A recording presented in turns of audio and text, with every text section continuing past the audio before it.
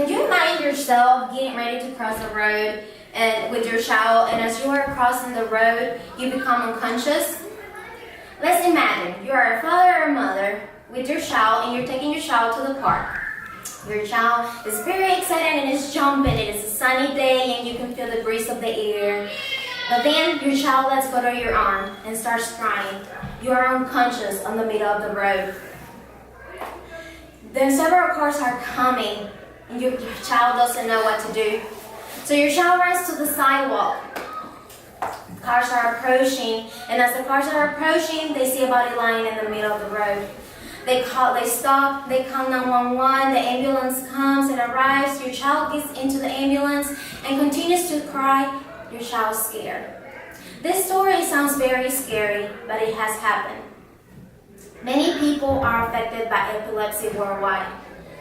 As Ashima Nara from the Department of Neuropsychology in the Activitas Nervosa Superior Journal reported that 50 million people in the entire world are affected by epilepsy. 45,000 children under the age of 15 are diagnosed with epilepsy every year. In the New England Journal of Medicine, Jacqueline French reported that in the United States, 6 to 8 persons are diagnosed with epilepsy in 1,000 population. Today, I want to inform you on what is epilepsy, the impact that it has on those that live with epilepsy, and the ways that it can be treated. So let's begin by learning what epilepsy is. Epilepsy is a disease that interrupts the function of the brain, as Ashima Nara redefined it as a chronic, non-contagious disease of the brain that affects people of all ages. Majuko Saito, the Department of International Health, in the PLOS Neglected Tropical Disease Journal, defined it as an unexpected, recurrent, and erratic, unpredictable disruption in the function of the brain. Epilepsy causes recurrent seizures, as Sarah Goodman in the Practice Nurses Journal said. It is diagnosed only if you have 2 or more seizures.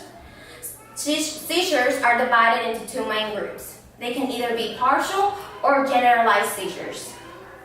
Partial seizures affect only part of your brain, while generalized seizures affect the whole brain and they occur suddenly, and you can become unconscious.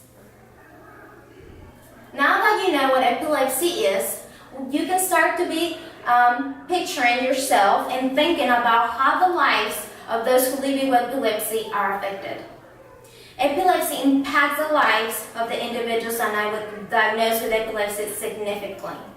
Jacqueline French reported that the individual with epilepsy and uncontrolled seizures are discouraged from performing activities that cause injury or death if a seizure was to occur. By saying that, they're prohibited from driving, they're prohibited from working at heights, and they are prohibited from swimming and even showering alone. Due to this, 55% of the individuals that have uncontrolled seizures become depressed, and the risk of the suicide triples in this population. And also, many people believe that when you are seizing, that you are possessed by evil spirits. And it has happened, as Charles Newton in the Lancet of Neurology journal reported. An individual with epilepsy has to go through many challenges and through many discriminations, but several treatments were developed to control seizures. Epilepsy is treated in several ways. Antiepileptic drugs or medications against epilepsy is the initial treatment. Antiepileptic drugs were discovered in 1857, and it is the foundation of the epilepsy therapy. It has improved the quality of many lives, as Dr. Michael Rogoski in the American Society for Experimental Neurotherapeutics reported it. Sarah Goodman also reported that 70% become seizure-free with these antiepileptic drugs. However, the treatment is for lifetime. The side effects are common, however, they're temporary, and they could be sedation, weight loss or gain, and headaches or cognitive problems. Life-threatening side effects are also possible, such as liver failure. Ulf Schneider In the ACTA neurosure reported that 30% responded to antiepileptic drugs.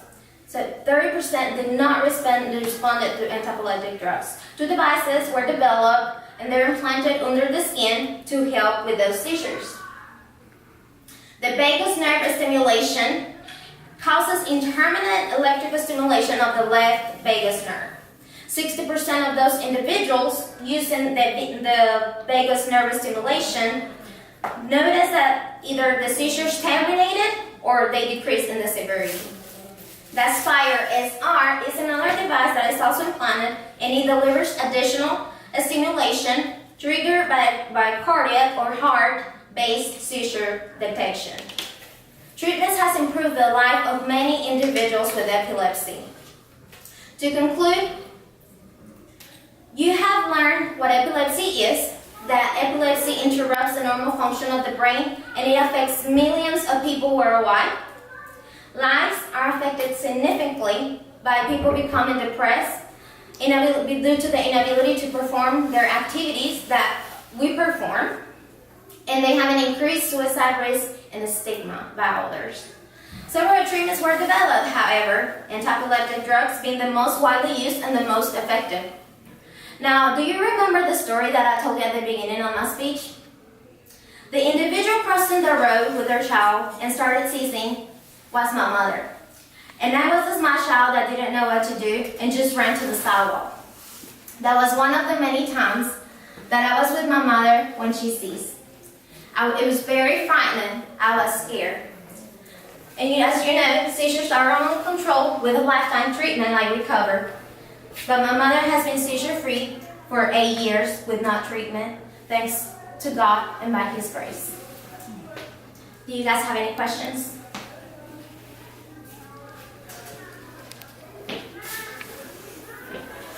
So epilepsy, is it more common in males, females? Does it have any difference, or is it just generalized? It's just generalized. I don't think there is a higher on females or males. I will have to research that more and get into with you about that. It is very common in children, like we could say there was 45,000 children diagnosed with epilepsy per 1,000 population. So that was maybe the children. I don't think there is a female, male, but there's a lot of children. Usually they are diagnosed with epilepsy as a child and then when they get older. Yes. At the beginning you spoke about the early age of epilepsy on the people. What about the older people? The older people also have epilepsy due to the strokes and due to the things that happen to their brain. So usually it's that the older people get epilepsy because of secondary diagnoses. So they either get strokes and then their brain is affected and they start getting seizures, which is, most of the people that are old are on antiepileptic drugs. Thank you. One more question. If I was to find myself in a situation where somebody is experiencing an epileptic seizure, what would my priority of care be? Like, what intervention would I implement? Your priority with a person that is having an epileptic seizure is safety. As you know, like I said, my mom became unconscious. I didn't know what to do, and I just ran to the sidewalk. However, if it was to be in a place, like let's say in a hospital or in your house, what you want to do is move everything away from that person so they won't hit themselves. Also, you want to put them on their side because some of the people stuff starts coming out, so you want to protect the respiratory way, plus, protecting them so they won't keep anything. Other than that, you don't have to do anything. You just have to monitor how long the seizure lasts, and that is about what you want to do. Yes. Any more questions? No? Thank you so much for your time. I appreciate for you to be here today.